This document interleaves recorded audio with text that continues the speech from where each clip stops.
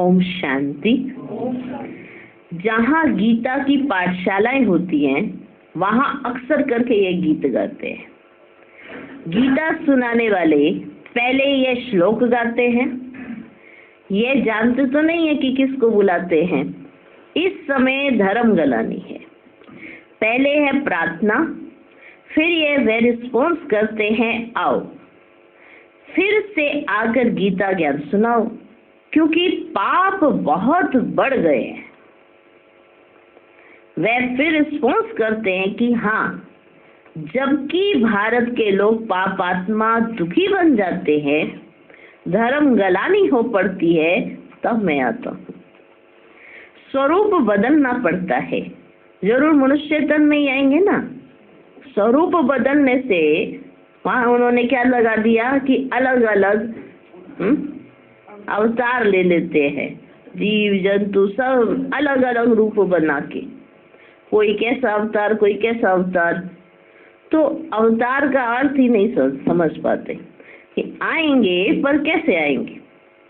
माना पर का या प्रवेश करेंगे। ऐसा तो है नहीं कि रूप दूसरा कोई चेंज कर देंगे। हाँ, निराकार से साकार में आते हैं, तो ये भी तो रूप बदलना ही हुआ ना।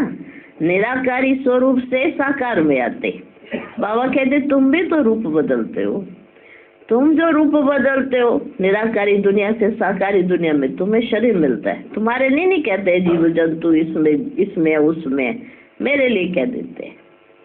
अब मैं आऊंगा तो मनुष्य तन में ही तो आऊंगा। हाँ, मैं गर्भ से नहीं आऊंगा। मेरा कोई रूप मुझे बनाना ऐसे वाला नहीं पड़ता जैसे श्री कृष्ण आता है, जैसे तुम सब आए हो। मैं ऐसे नहीं आता हूँ। मैं पर काया प्रवेश करता हूँ। और किसके तन में प्रवेश करता हूँ ये भी बाबा ने हमको समझाया। क्यों करता हूँ ये भी समझा दिए। तो कोई ये ना सोचे कि इनके तन में क्यों प्रवेश किया है, तो वो राज भी बाबा ने समझाए। तो बाबा कहते स्वरूप बदलना पड़ता है। जरूर मनुष्य तन में ही आएंगे। रूप तो सब आत्माएं बदलती हैं। तुम आत्माएं असुल निराकारी हो, फिर यहाँ आकर साकारी बनती हो, मनुष्य कहलाती हो। अभी मनुष्य परमात्मा पतित है, तो मुझे भी अपना रूप रचना पड़े ना। मनुष्य क्या है? पापात्मा है। क्या है? पतित है। मनुष्य पापात्मा पतित है, तो मुझे भी अपना रूप रचना पड़े। जैसे तुम निराकार से साकारी बने हो, मुझे भी बनना पड़े। इस पतित दुनिया में तो श्री कृष्ण आ न सके। वे तो है स्वर्ग का मालिक। समझते हैं श्री कृष्ण ने गीता सुनाई। श्री कृष्ण ने गीता सुनाई, परंतु कृष्ण तो पतित दुनिया में हो ना सके। उनका नाम, रूप, देश, काल, एक्ट सब बिल्कुल अलग है। ये बाप बदलाते हैं। कृष्ण को तो अपने माता पिता है, उसने माँ के गर्भ से अपना रूप रचा। मैं तो गर्भ में नहीं जाता। मुझे रथ तो जरूर चाहिए। मैं इनके बहुत जन्मों के अंत के जन्म में प्रवेश करता हूँ। पहला नंबर तो है श्री कृष्ण। इनके बहुत जन्मों के अंत का जन्म जो हुआ ना, 84वां जन्म, तो मैं इसमें ही आता हूँ। ये अपने जन्मों को नहीं जानते हैं। श्री कृष्ण तो ऐसे नहीं कहते ना कि मैं अपने जन्मों को नहीं जानता हूँ।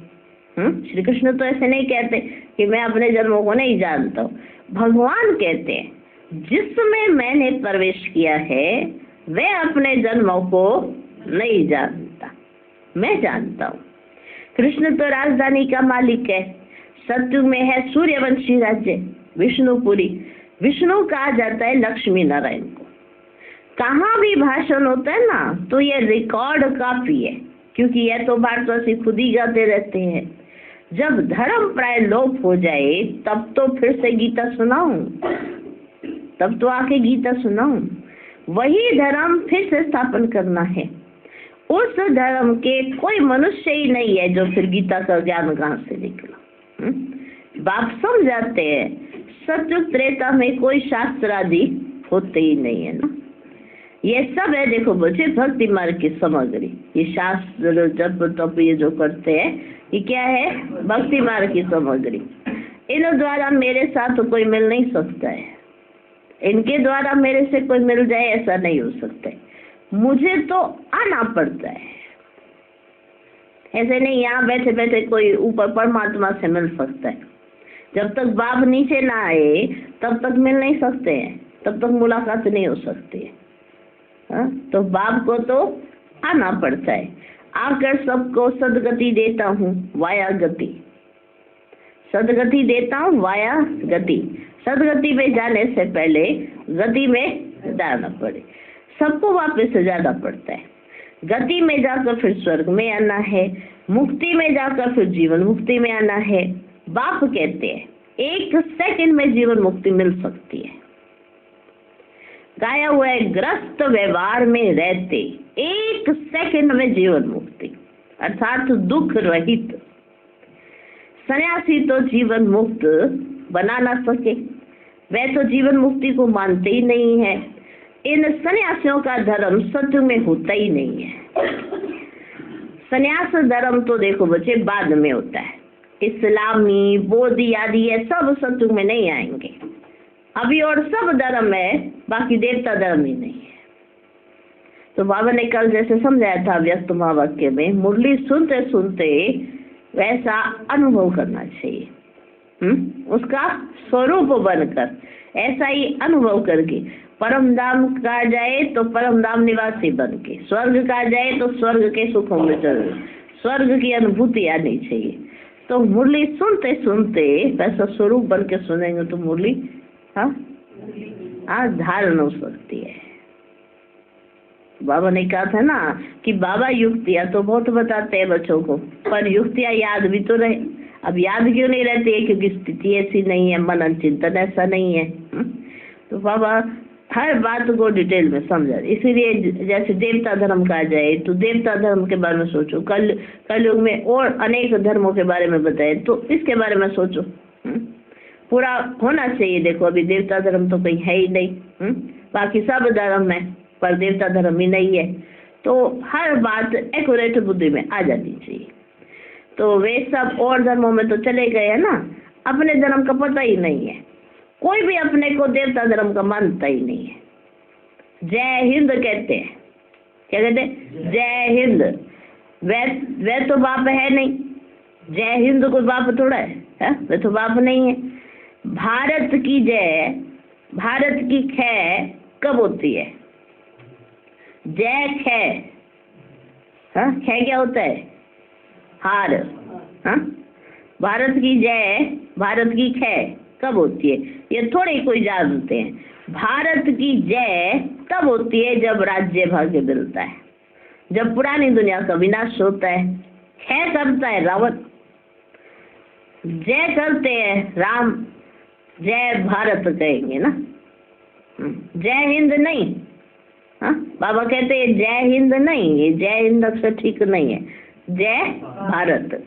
अक्षर बदल दिया है उन्होंने, जय भारत की जगह लगा दिया जय हिंद। अक्षर बदल दिया है। गीता के अक्षर अच्छे अच्छे है। ऊंचते ऊंच भगवान है, ये भगवान कहते मेरा कोई माता पिता नहीं है, क्योंकि सबसे ऊंच तो भगवान है। उनका माता पिता अगर होगा तो वो तो उनसे भी ऊंच हो जाएगा।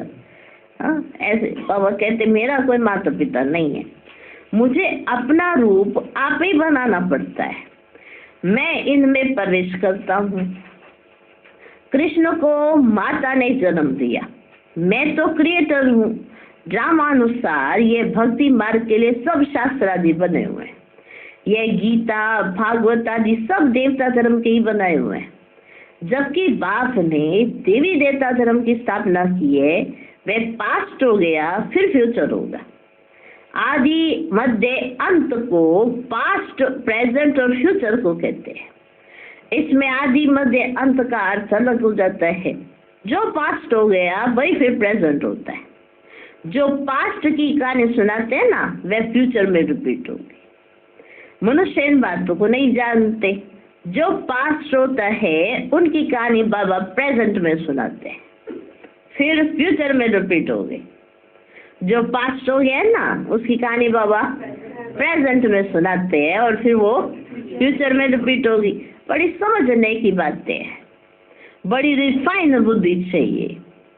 कहाँ भी तुमको बुलाते हैं ना तो भाषण बच्चों को करना है, सन शोज फादर। बच्चे बताएंगे ना कि हमारा फादर कौन है। फादर तो जरूर चाहिए, नहीं तो वर्षा कैसे लेंगे। तुम तो बहुत ऊंचे ते ऊंचे हो, परंतु इन बड़े आदमियों को भी ना मान देना पड़ता है।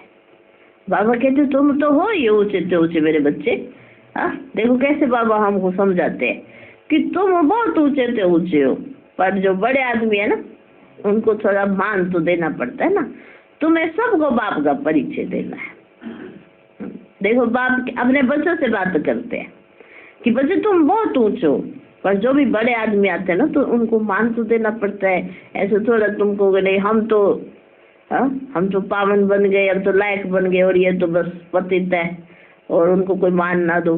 तो कई बच्चों को ऐसे शंका पता नहीं बड़े बड़े आदमियों को इतना आगे क्यों रखते, मान क्यों दे जाते। बाबा समझाते हैं कि उनके माध्यम से जो सेवा होनी है ना उसके लिए जो बच्चों तक आवाज नहीं गई है, कोई उलाना ना दे कि भगवान आया और हमें पता ही नहीं पड़ा। तो ऐसा कोई ना कहे कि भगवान आया और हमको पता नहीं पड़ा। तो बाबा कहते बड़े आदमियों से सेवा कराने। वो सेवा कैसे करेंगे वो?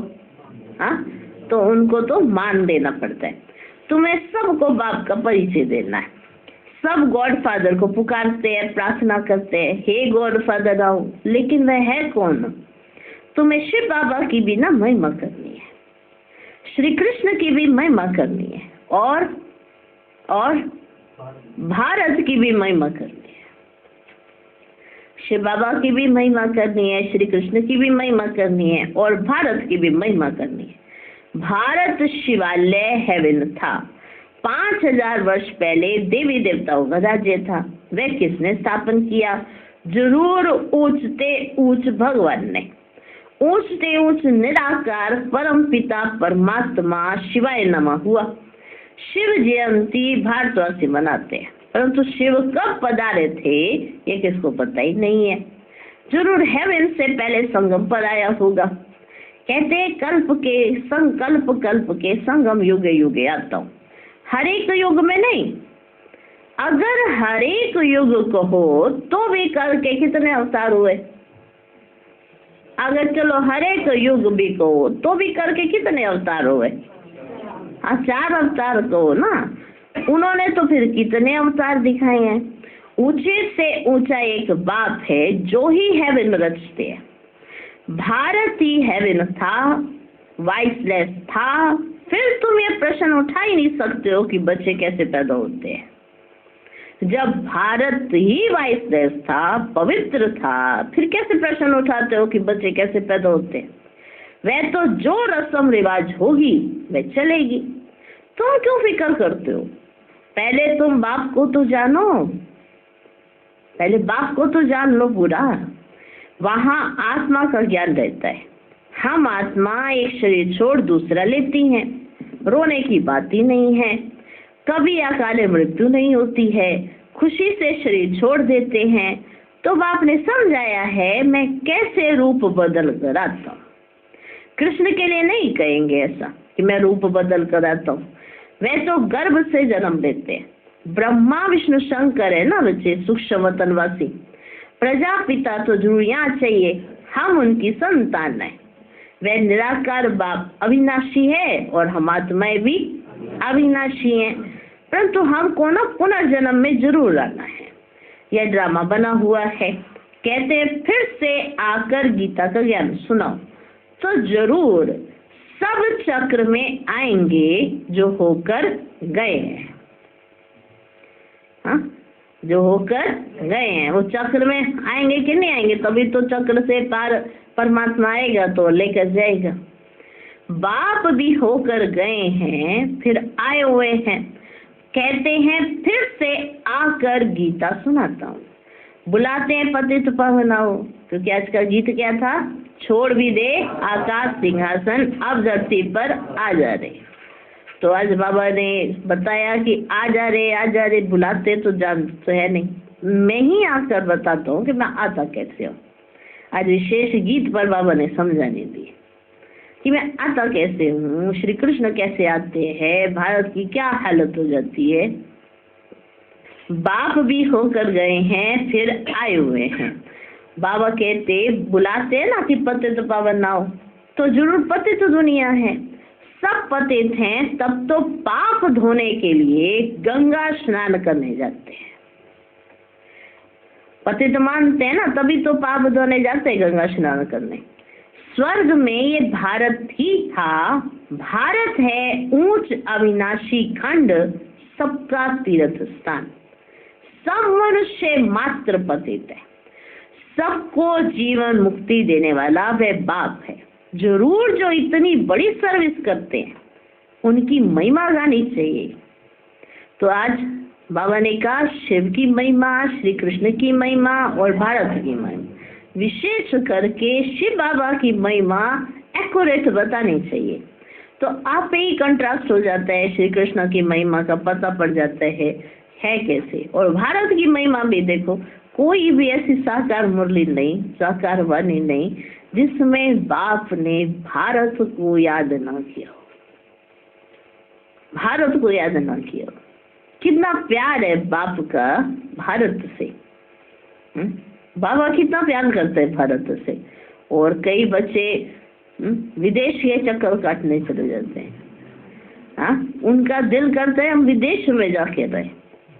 भगवान आता भारत में और कई बच्चों का दिल करता हम विदेश जाए। नहीं कहते हैं, ऐसे दिल नहीं है रहने के लिए, पर घूमने जाना चाहते हैं। अरे घूमने क्या करने जाना चाहते हो? वहाँ की व्यवस्था ही तो देखोगे ना। वो व्यवस्था तो यहाँ जो स्वर्ग की व्यवस्था होगी उसके आगे आज कलयुग की व्यवस्था क्या देखोगे? हाँ, सड़कें अच्छी है, घर तो वैसे ही होता होगा। घर तो अंदर वही जितने रहते होंगे वैसे ही रहते होंगे। घर के अंदर तो कुछ विशेष नहीं होगा। व्यवस्था कहाँ की अच्छी देखते हैं? सिस्टम देखते हैं ना, सिस्टम के सड़कों का सिस्टम देखते हैं। हाँ, कितना बाग बगीचे अच्छे बने हुए हैं, सड़कें अच्छी बनी है, खुली खुली अच्छी है। और जो आप वहाँ पे गवर्नमेंट होती है उसने व्यवस्था अच्छी की हुई है। कोई भी इस तरह से जाए तो ऐसे, कोई भी ऐसे तेज नहीं चला सकता, कोई ऐसे नहीं कर सकता। तो विदेश की महिमा, हाँ वहाँ तो विदेश में क्या होता है, कोई अगर बच्चा भी फोन कर देगा ना कि मम्मी पापा मार रहे हैं, तो बिना कुछ पूछे मम्मी पापा को उठा के ले जाएंगे। तो अगर ऐसे मतलब बच्चे को अगर डांट भी दिया और उसने नंबर डायल कर दिया, क्योंकि वहाँ सबसे पहले नंबर सिखाए जाते हैं कि हाँ भाई कि कहाँ का नंबर मिलाना है, तो बच्चा भी सीख जाता है और उसको पता होता है कि मेरे पास क्या क्या राइट्स हैं। तो अपने राइट्स का प्रयोग करता है और फिर मम्मी पापा डरे डरे रहते हैं हाँ, कि वो कुछ बोल नहीं सकते हैं। तो बाबा समझाते हैं कि बच्चे देखो, स्वर्ग में ये भारत ही था। भारत है ऊंच अविनाशी खंड, सबका तीर्थ स्थान। सब मनुष्य मात्र पतित हैं, सबको जीवन मुक्ति देने वाला वह बाप है। जरूर जो इतनी बड़ी सर्विस करते हैं उनकी महिमा गानी चाहिए। अविनाशी बाप का बर्थ प्लेस है भारत, वही सबको पावन बनाने वाला है। बाप अपने बर्थ प्लेस को छोड़ और कहाँ जा ना सके। बाप अपने बर्थ प्लेस को छोड़ और कहाँ जा ना सके। देखो कितने बाबा नशे की पॉइंट सुनाते कि बाप को भारत से कितना प्यार है, कि बाप अपने बर्थ प्लेस को छोड़कर और कहीं जाता ही नहीं है। तो बाप बैठ समझाते हैं मैं कैसे रूप रचता हूँ। ऐसे नहीं कि बाबा अमेरिका में आए, अमेरिका में आए आ गए अमेरिका में, ऐसा नहीं है। बाबा आते ही है भारत में। ये नहीं इस कल्प में अमेरिका में आए, अगले कल्प में लंदन में आएंगे, अगले कल्प में अफ्रीका में आएंगे, ऐसा नहीं है। कल्प कल्प के संगम युगे भारत में ही आएंगे। वाह, हाँ हाँ, भारत में भी विशेष मधुबन में, हाँ बाप का घर मधुबन। तो सब जाते हैं ना मधुबन में विशेष बाबा से मिलने, और कहीं बाप नहीं आएंगे। तो बाप वैड समझाते हैं मैं कैसे रूप रचता हूँ। सारा मदार धारणा पर है, धारणा पर ही तुम बच्चों का मर्तबा है, धारणा पर ही तुम बच्चों का मर्तबा है। सबकी मुरली एक जैसी हो नहीं सकती। भल काठ की मुरली सब बजाएं तो भी एक जैसी नहीं बजा सकते। ये मुरली भी सबकी एक जैसी नहीं बज सकती, तो काठ की मुरली भी अगर सारे के सारे बजाए तो भी एक जैसी नहीं बजा सकते। हर एक की एक्ट या पार्ट अलग है। इतनी छोटी सी आत्मा में कितना भारी पार्ट है। परमात्मा भी कहते हैं हम पार्टधारी हैं, परमात्मा भी कहते हैं मैं भी पार्टधारी हूँ। जब धर्म गलानी होती है तब मैं आता हूँ। भक्ति मार्ग में भी मैं देता हूँ, उस समय भी मैं देता हूँ, आज डायरेक्ट आकर देता हूँ, मैं ही देता हूँ। ईश्वर अर्थ दान पुण्य करते कि नहीं करते? तो ईश्वर ही उनका फल देते हैं। सब अपने को इंश्योर करते हैं, जानते हैं इसका फल दूसरे जन्म में मिलेगा। तुम इंश्योर करते हो 21 जन्मों के लिए, वह है हद का इंश्योरेंस इनडायरेक्ट, और यह है बाबा कहते इतनी छोटी सी आत्मा में कितना भारी पार्ट है। और परमात्मा कहते मैं भी पार्टधारी हूँ। जब धर्म गलानी होती है तभी मैं आता हूँ, और भक्ति मार्ग में भी मैं ही देता हूँ। ईश्वर अर्थ दान पुण्य करते हैं तो ईश्वर ही उनका फल देते हैं। सब अपने को इंश्योर करते हैं, जानते हैं इसका फल हमें दूसरे जन्म में मिलेगा।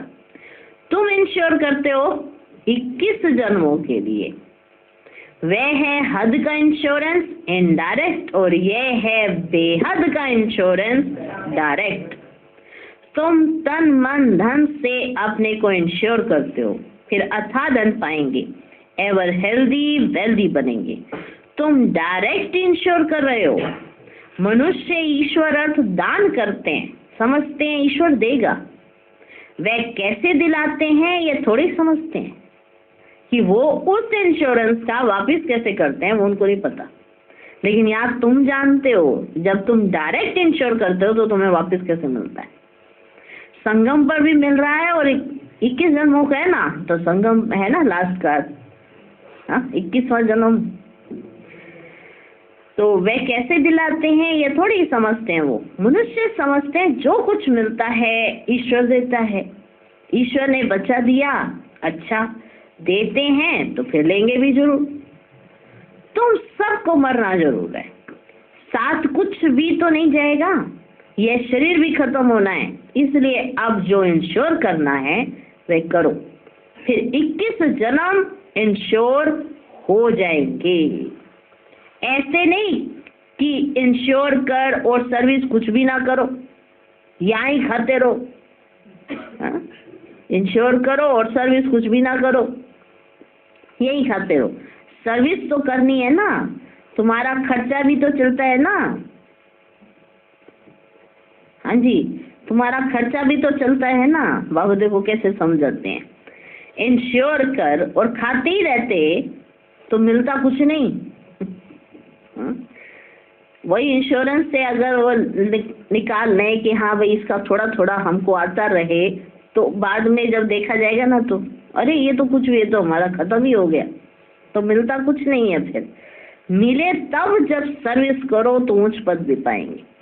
जितना जो जास्ती सर्विस करते हैं उतना जास्ती मिलता है, थोड़ी सर्विस तो थोड़ा मिलेगा। गवर्नमेंट के सोशल वर्कर भी तो नंबरवार होते हैं, उनके बड़े बड़े हेड्स होते हैं, अनेक प्रकार के सोशल वर्कर्स हैं।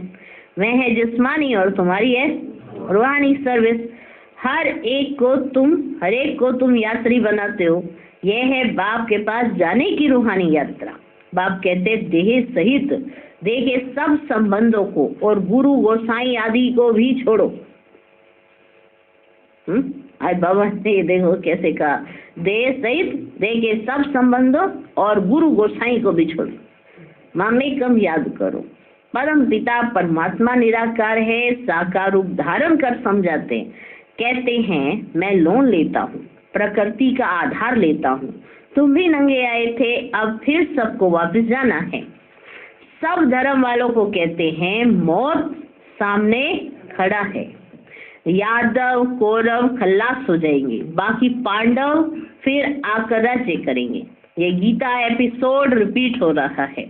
पुरानी दुनिया का विनाश होना है। 84 जन्म लेते लेते अब ये ओल्ड हो गया है। 84 जन्म पूरे हुए, नाटक पूरा हुआ, अब वापस जाना है।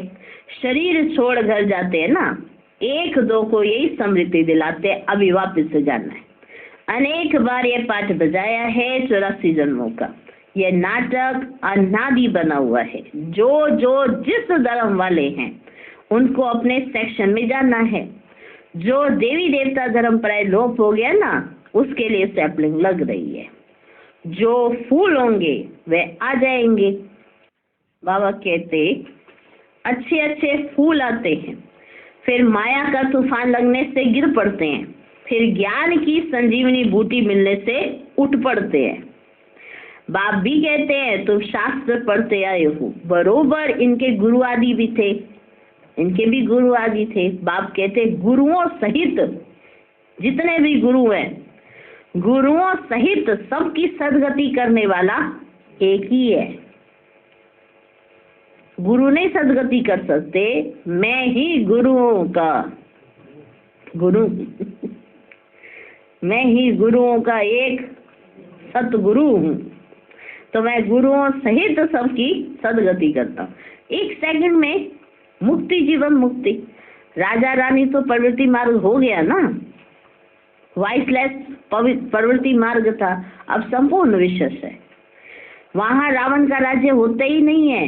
रावण का राज्य आधा कलश से शुरू होता है और भारतवासी रावण से हार खाते हैं। बाकी और सब धर्म वाले अपने अपने समय पर सतो रजो तमो से पास होते हैं। भारतवासी ही रावण से ज्यादा हार खाते हैं और बाकी सब तो अपने अपने समय पर सतो रजो तमो से पास होते हैं। पहले सुख फिर दुख में आते हैं। मुक्ति के बाद जीवन मुक्ति है ही। इस समय सब तमो प्रधान जड़जड़ी भूत है। हर आत्मा एक शरीर छोड़ फिर दूसरा नया शरीर लेती है। बाप कहते हैं मैं जन्म मरण में नहीं आता हूँ, मेरा कोई बाप हो ही नहीं सकता और सबको तो बाप है। कृष्ण का भी जन्म माँ के गर्भ से होता है। यही ब्रह्मा जब राज्य लेंगे तब गर्भ से जन्म लेंगे। इनको ही ओल्ड से न्यू बनना है। 84 जन्मों का ओल्ड है, 84 जन्मों का ओल्ड है। मुश्किल कोई यथार्थ बुद्धि में बैठता है और नशा चढ़ता है। यह कस्तूरी नॉलेज है खुशबूदार, यह कस्तूरी नॉलेज है खुशबूदार। अच्छा, मीठे मीठे सिकिलधे बच्चों प्रति माता पिता बाप दादा का याद प्यार और गुड मॉर्निंग।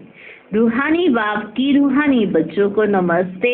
हम रूहानी बच्चों की भी रूहानी बाप दादा को नमस्ते नमस्ते नमस्ते। Good morning good morning good morning.